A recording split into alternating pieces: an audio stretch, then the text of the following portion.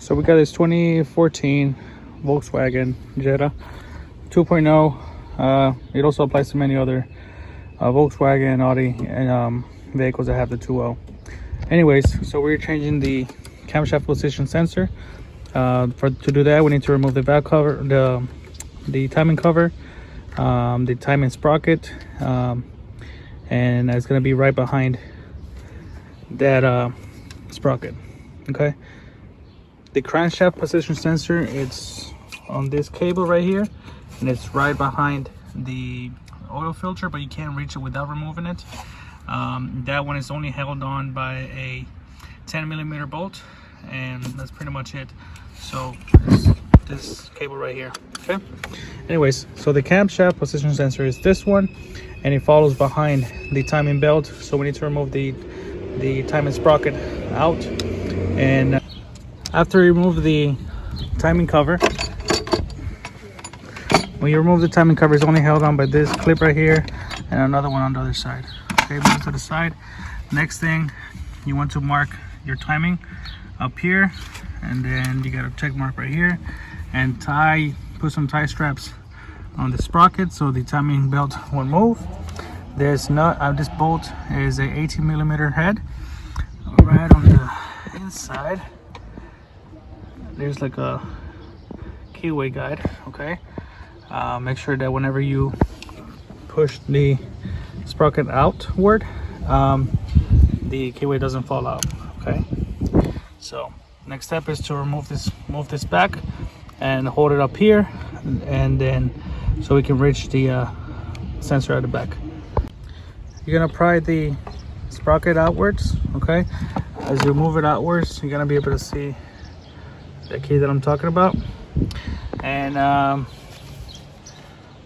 when you move it out, when you're almost ready to remove it, remove the bolt and put the sprocket to the side with some tension.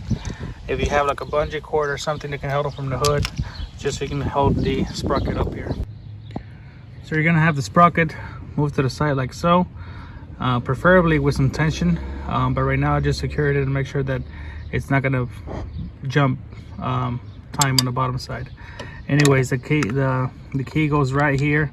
Be super careful not to drop it, because it is loose as soon as you remove the sprocket. Okay, you got the sensor right here, which is this one. Right about here you got the Allen bolt, and right here you have a 13, which is this cover is a 13, looks like a 13, and then the Allen is right about here. Okay, remove those two, and then you're gonna be able to take out the sensor. Okay, so let's do that now. So here it is, the old sensor and the aftermarket sensor. Okay, it's held on by these two bolts, and Allen, it's a 5mm head, and this is a 13mm head.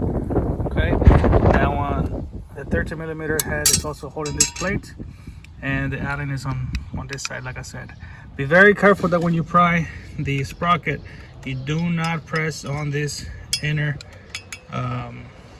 what would you call it, let's call it teeth for now. Don't push on this plate, this teeth on this plate, because those plates are the ones that read the timing right here. Okay, so be very careful not to bend them or anything. So anyways, other than that, we're gonna put this Allen bolt first, then the 13, then put everything back together. Okay. New sensor in, just put some paper like in between that crack in there, because in case it falls, that pin falls, then you're gonna be in a lot of trouble. So just slide in the sprocket and then align it perfectly with the key that's in there. You gotta align it perfectly. Once it's about halfway, just give it, once it's about halfway, just give it a little tap, just so you can, make sure that your key is perfectly aligned. Let's put in the 18mm bolt and put the cover on, and that's pretty much it. Okay. All right, so just reset your computer and clear all the codes and give it a go.